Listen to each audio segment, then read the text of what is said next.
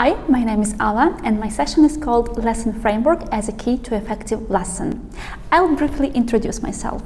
I have been a Director of Studies at Progress School for about 4 years. I am a holder of CELTA and Delta Module 2 teaching certifications, and I have been teaching for about 13 years.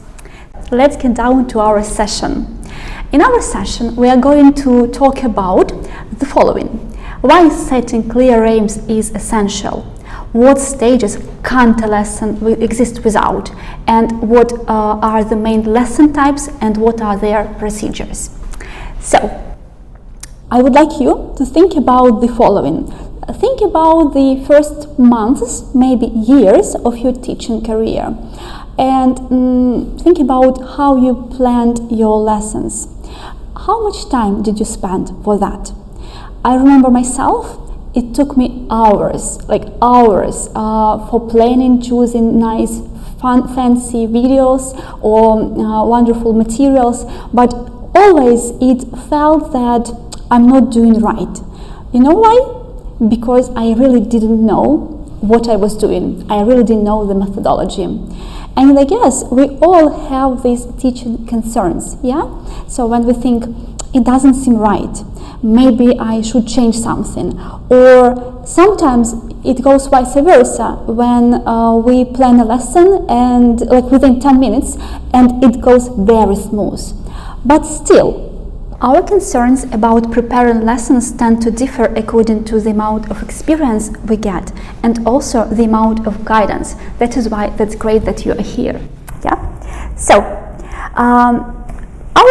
our workshop will be pretty practical, and you are going to be doing some tasks, and by the end of this workshop I hope that you will somehow change the way you are teaching as well. So we are going to be having some practical tasks. Now you are going to look at the spreadsheet of Roadmap B2 students level. So these are the 2 pages of material.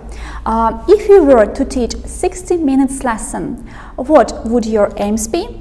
What sequence of tasks would you have, and what would you leave or omit for this lesson? Because 60 minutes is pretty long time, but still there are a lot of tasks and maybe something should be omitted. So I will show you 4 slides taken from the book, and you may stop a video and think how would you create the lesson and what sequence of tasks you might apply. The first.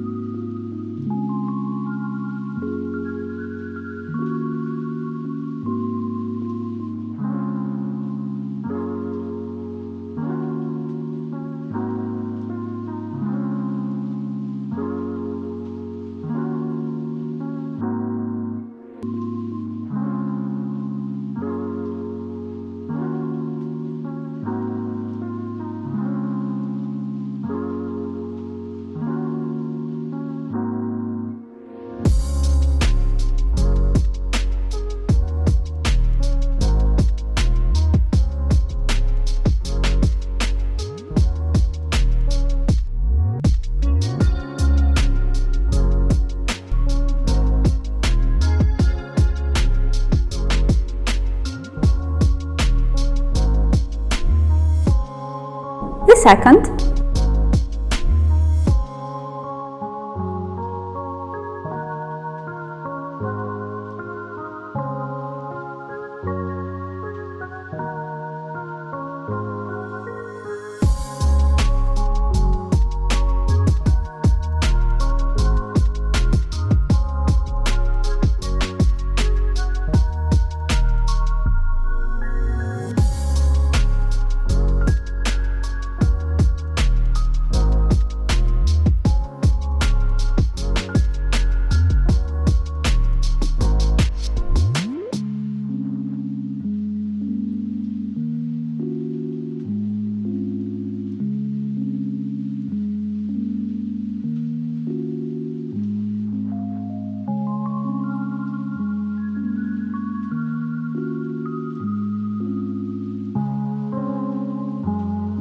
Third slide.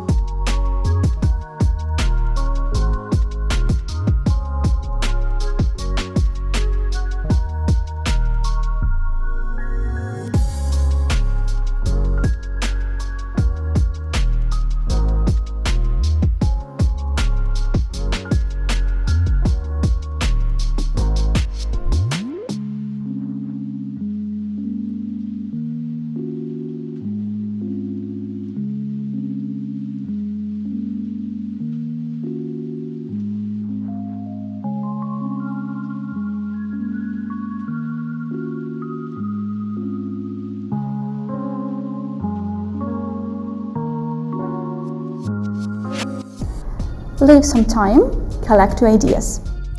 You may take a screenshot if you like.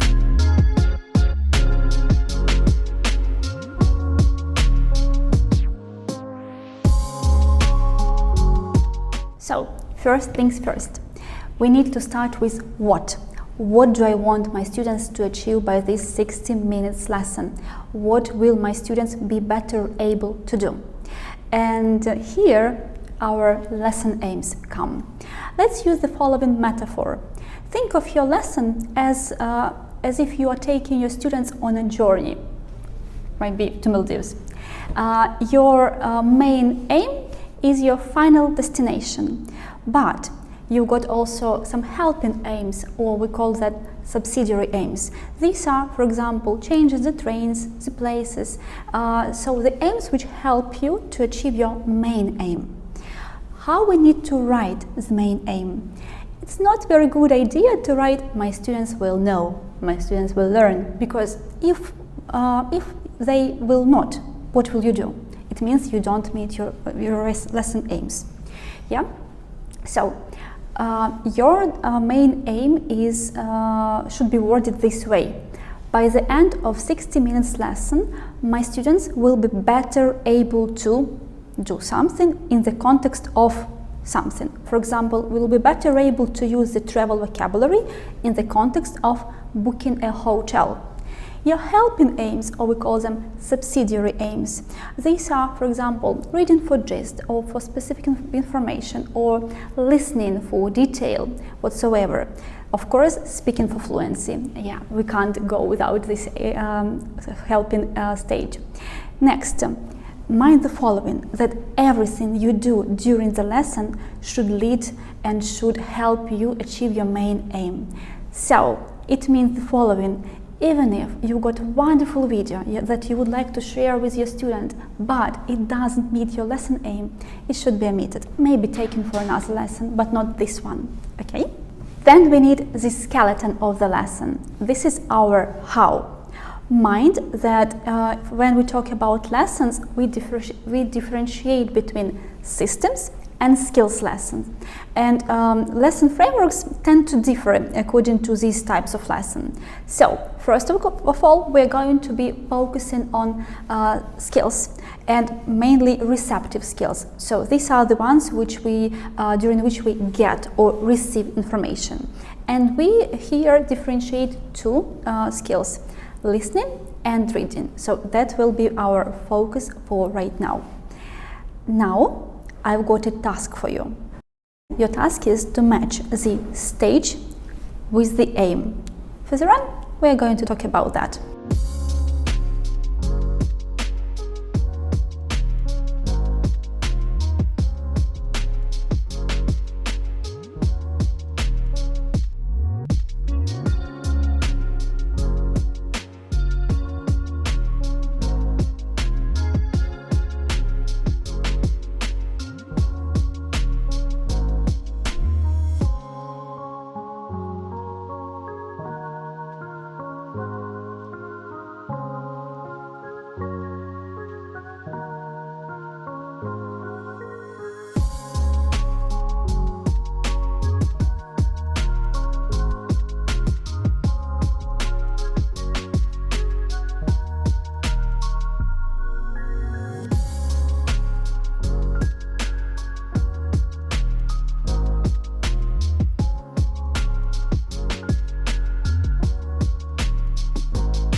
And now check yourself.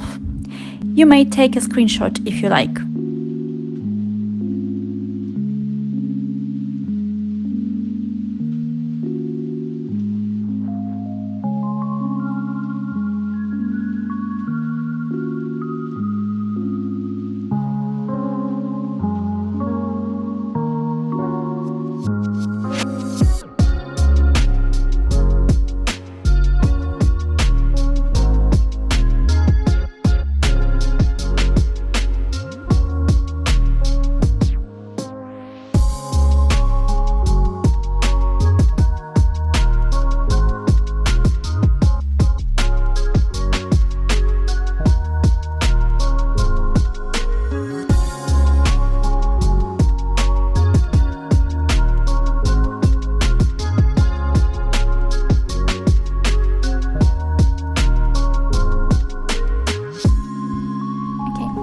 I'm going to talk you through all of the steps of listening or reading lesson.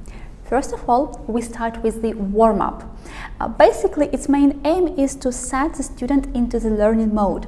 It can be out of the context. Basically, what I do usually with my students, I'm catching up on the latest news in our life.